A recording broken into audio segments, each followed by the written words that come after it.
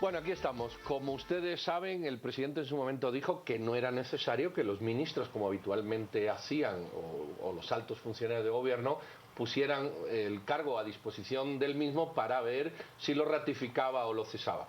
Y a pesar de que dijera eso, hoy ha ratificado a los ministros en el cargo. Vamos a hablar de lo que significa esto y en lo personal, esta particularidad que yo nunca entendí muy bien, de que llegue final de año y uno tenga que renunciar, pues ya el que me nombró me cesará si tiene lugar. Con Miguel Castillo, que es analista político habitual de por aquí, ya lo conocen ustedes. Miguel, buenas noches. Y con Franco Martínez Mont, también analista político, no tan habitual, pero muy bienvenido, Franco, por esta... ¿A qué se debe este hábito? Es decir, parece una tontera, perdón por la expresión, de que llegue final de año y diga, ay, presidente, ahí está mi cargo por si usted me quiere cesar. Y yo fuera presidente y diga, bueno, si yo lo quiero cesar, ya lo cesaré, que para eso lo nombré. ¿Tiene algún significado, o le ven ustedes algún significado especial a ese ritual? Bueno, efectivamente me parece que es un ritual de pasaje de un régimen presidencialista, es poner a disposición el cargo. Yo creo que aquí entra nuevamente la teoría weberiana en términos de meritocracia, términos de probidad y eficacia política en el mismo mandato. Pero más allá de eso, me parece que evaluar el trabajo del gabinete implica reconocer cuáles son las prioridades estratégicas del gobierno de Jimmy Morales. Y entonces tenemos que hacer un balance, ¿no?, entre logros y desafíos. En materia de salud, efectivamente se incrementó el abastecimiento a red hospitalaria en más del 40%, pero por ejemplo en materia educativa, que es otra de las prioridades, vemos todavía una baja en la tasa de matriculación y finalización de primaria. O sea, en cobertura, y por no decir calidad educativa, efectivamente estamos, digamos, en un papel muy ínfimo, por ejemplo, con respecto a la misión de los Objetivos de Desarrollo del Milenio y ahora con respecto a los ODS, ¿no? En materia de seguridad, efectivamente se habla ya de un descenso de la tasa de homicidios de 26.7 con respecto a 100.000 habitantes, pero sabemos que ahí efectivamente hay una cifra engañosa, hay subregistro, hay cifra negra, y hay que ver con la consistencia estadística, por ejemplo, entre las bases de datos entre Ministerio de Gobernación, específicamente PNC y NACIF. Y el otro tema me parece importante, que es desarrollo económico, que no es solamente la generación de empleo, hay una corresponsabilidad directa del sector privado en tema de la generación de la riqueza del PIB, sino fundamentalmente en el tema de la fiscalidad, o sea, cómo fortalecer en tema de los sistemas de tributación al Estado para avanzar en una política de gasto social. Hay aspectos positivos, como tú estás mencionando, y hay ciertas insatisfacciones con otros funcionarios. Por eso es que hay quienes se tomaron a bien que haya ratificado a sus ministros y hay quienes lo vieron con mucha decepción. ¿Cómo verías, Miguel, qué aspectos positivos y negativos ves a esta ratificación de prácticamente todo el gabinete y algunos cambios de viceministros?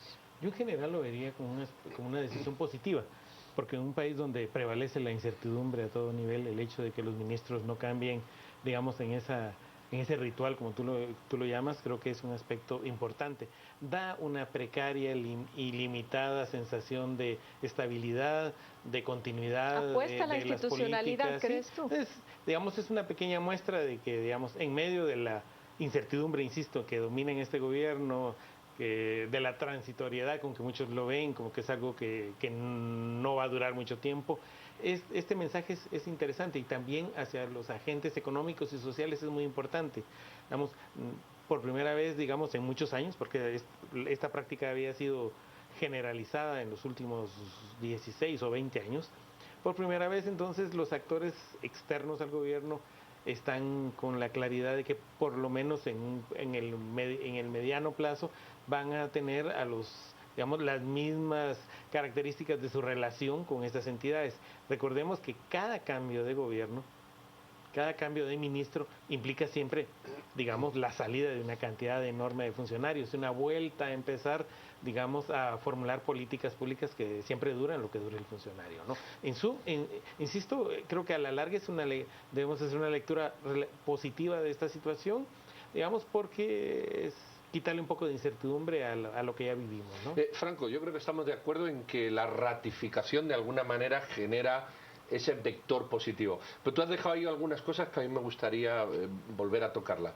Efectivamente se ratifica un gabinete, pero no se sabe cuáles son las políticas.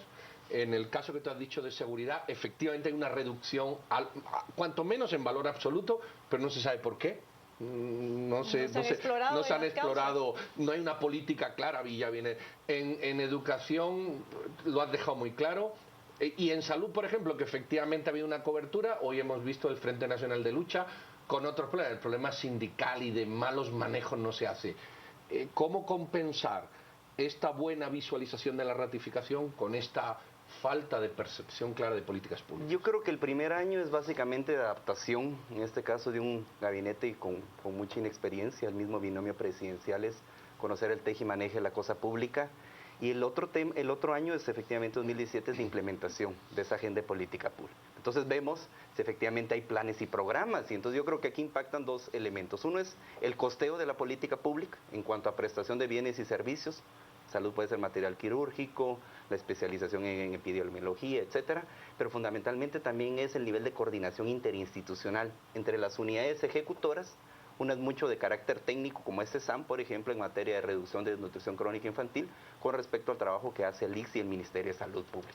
Pero la otra también es el nivel de complementariedad entre el gobierno central y sus 14 ministerios y secretarías presidenciales con las municipalidades, ¿verdad?, con los consejos de desarrollo. Entonces ahí vemos, por ejemplo, un andamiaje muy complejo en términos de infraestructura social y productiva con las redes de corrupción sistémicas ancladas, por ejemplo, a la obra física. Entonces yo creo que es de coordinación, monitoreo, evaluación. No tenemos un sistema, indicadores, metas y resultados que nos planteen el impacto financiero de la política pública. Y dos, cuáles son las rectorías que también tienen los ministerios y su nivel de vinculación también con otros actores sociales. Y estoy hablando del sector privado y de sociedad civil. Creo que este año para Jimmy Morales y su gabinete, en el marco de Consejo de Ministros, es el tema de probidad, transparencia y cómo generar inclusividad de la participación ciudadana, no solamente en la auditoría social, sino, por ejemplo, en temas tan álgidos como el incremento de la conflictividad socioambiental por materia de matriz energética y extractivismo. Ahora, la evaluación que se hace de los ministros para saber si finalmente los ratifico o no en el cargo. Miguel mencionaba que puede ser una opción por mantener la estabilidad y una apuesta por la institucionalidad en el país, pero eso prácticamente dejaría por fuera todos los elementos objetivos más bien, que debería de tener todo proceso de evaluación. En todo caso, si un gobierno tiene un plan bien establecido, las acciones de sus distintos ministerios y secretarías deberían de ser evaluados en función de ese plan. ¿Qué crees tú que se tomó en cuenta en esta ocasión cuando para muchos han habido buenas intenciones, buenas gestiones de algunos ministros, pero ha sido una labor personal, únicamente atendiendo a su función y su gestión dentro de la responsabilidad que les tocó asumir? Yo creo que estamos delante de un efecto no esperado de los acontecimientos del país en el año 2015, porque el 2015 paralizó en buena medida a la administración pública, pero eso hizo que las políticas y los programas encaminados se siguieran desarrollando. Y al entrar un gobierno que es sumamente débil, que llegó por casualidad, que no tenía plan, que no sabía hacia dónde iba, esto permitió, digamos, que los nuevos funcionarios simplemente le dieran continuidad a lo que ya venía. Entonces estamos viendo los efectos positivos de darle continuidad a ciertos temas, que no podemos llamar ni siquiera políticas públicas, sino que, digamos, están hoy día alcanzando ser resultados por efecto de cosas que se hicieron en el pasado y que afortunadamente quizás no se interrumpieron en esta transición del gobierno del PP al gobierno de Jimmy Morales. Entonces, esa situación creo que es lo que tenemos que ver. Es decir, son casualidades en última instancia lo que estamos viviendo. No hay elementos objetivos para poder medir la calidad de la gestión pública, porque, digamos, en temas como desarrollo social, digamos, el Ministerio de Desarrollo Social, y esto simplemente, digamos, no hay ni siquiera condiciones ni información suficiente para poder hacer evaluaciones, ¿no? Así que son otra vez elementos subjetivos los que están predominando en toda esta serie de situaciones. Imagino que para el presidente debe ser muy importante aspectos como la lealtad, el mantenerse como equipo, el hecho de que pese a todos los problemas que han tenido, digamos, no haya habido bajas, gente que se salga. Creo que eso es lo que él está valorando, digamos. Franco, hay dos, un desaparecido y uno demasiado presente. El desaparecido es el vicepresidente. Yo creo que no oímos hablar del vicepresidente desde octubre o desde septiembre o algo así. Me gustaría oír tu opinión. Y uno que aparece siempre, el embajador de los Estados Unidos. Es decir, uno que aparece demasiado, lo hemos oído en la entrevista anterior, ¿verdad?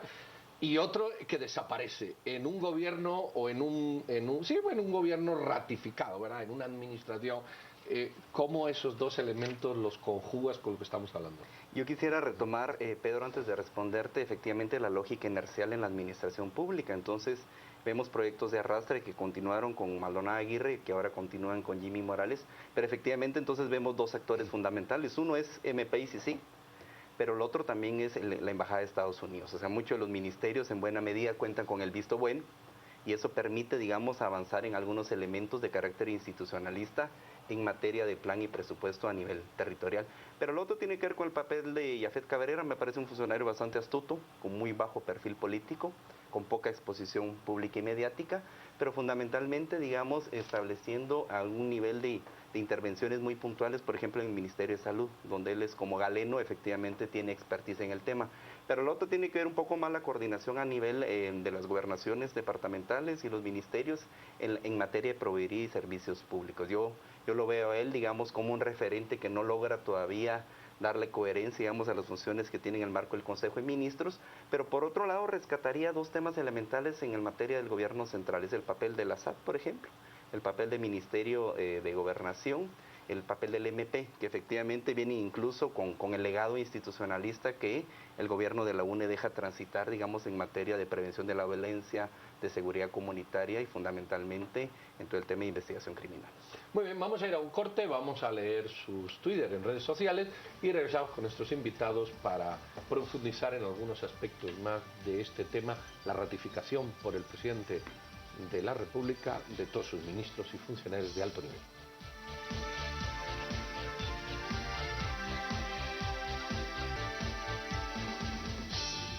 Bueno, aquí estamos con algunos Twitter en aquella pantalla y otros en esta. Rocío, ¿qué lees tú por ahí?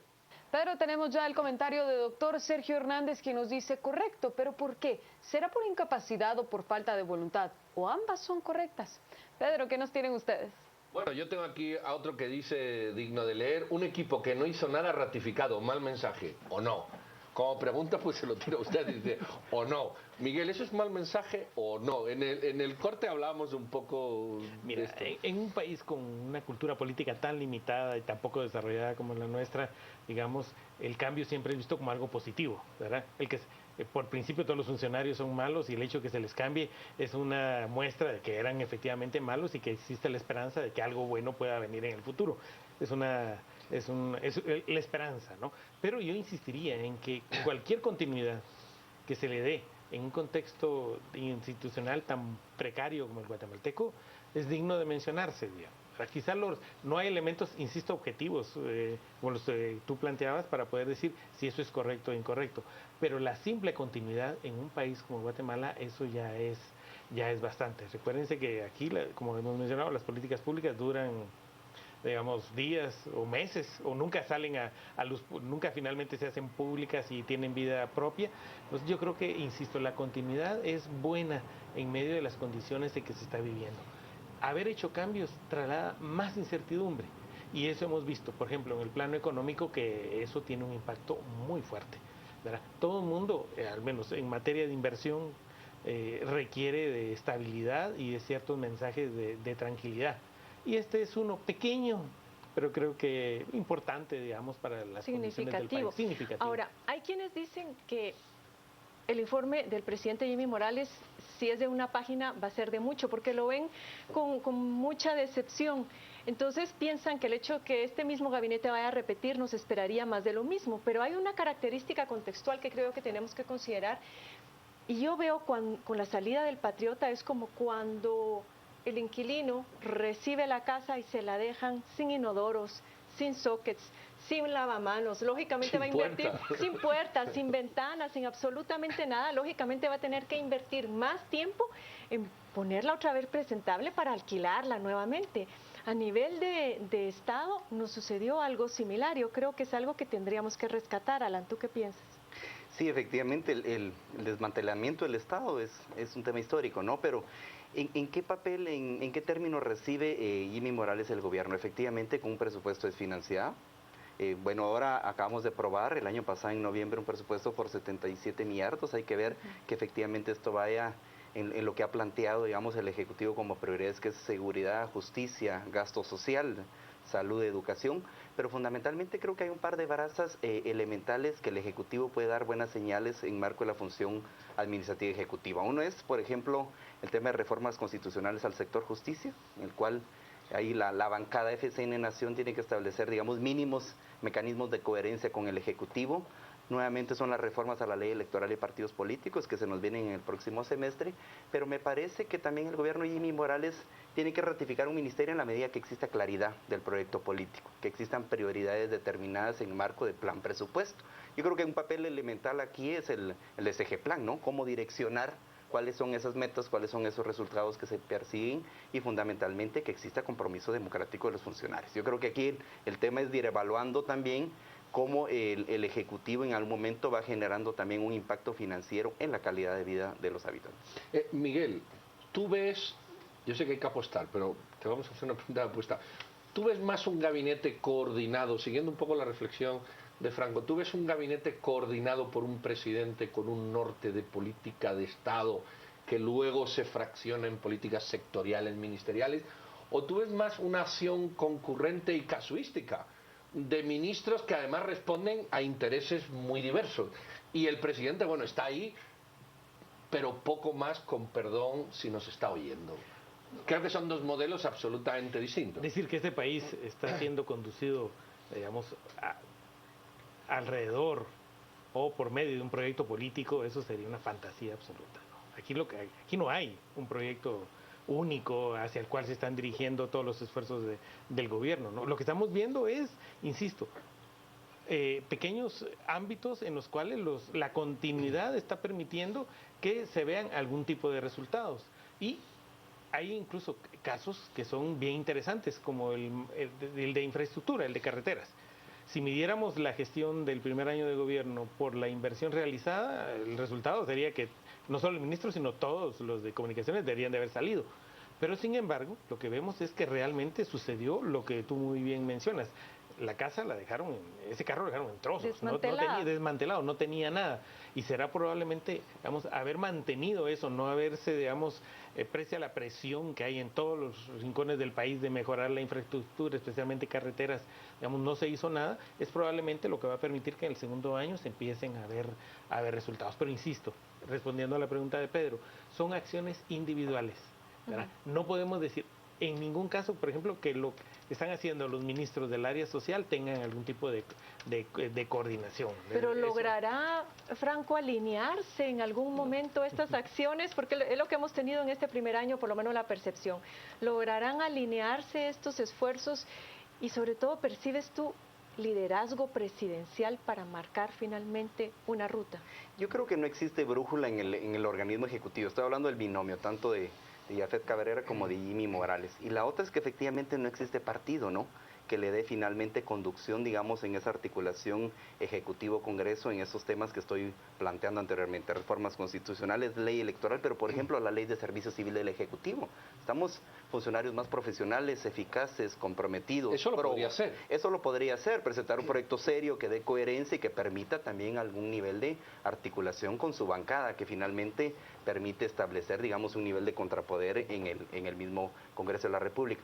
Pero el otro tema, yo creo que el presidente podría dar un par de buenas señales. Uno podría ser desmilitarizar, digamos, la asignación presupuestaria en el Ministerio de Comunicación, Infraestructura y Vivienda para todo el tema de obra pública por parte del Ministerio de Defensa Pública. Yo creo que van un par de señales que permiten dar claridad, no solamente de calidad del gasto público, sino también de austeridad en el manejo de esa prestación de bienes y servicios. El otro tema que me parece importante es cómo se está redireccionando la política exterior, el marco de relaciones internacionales, o sea, qué papel está jugando Guatemala, cómo el vicepresidente logra también generar un mecanismo de olfato político, de asesoría estratégica que permita de mayor vinculación del país en materia de relaciones multilaterales y bilaterales. Un tema que es un talón de Aquiles de asignatura pendiente es, por ejemplo, la eficacia de la cooperación internacional al desarrollo.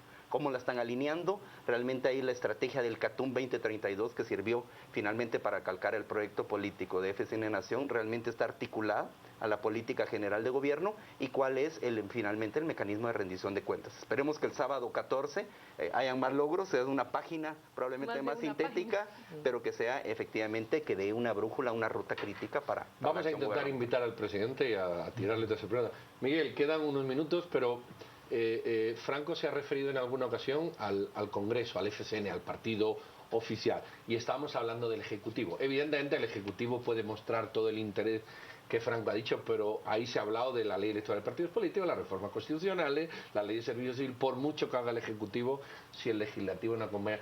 ¿Tú ves un casamiento, ves una aproximación con el nuevo presidente del Congreso, ves un divorcio claro y manifiesto, o ves sencillamente que prescinden del presidente? Presidente electo es zombie viviente, ya no sirve para nada, puesto que no se puede reelegir, entonces lo que se apuesta es por el siguiente. ¿Qué escenario ves tú de relación entre los dos, el Congreso?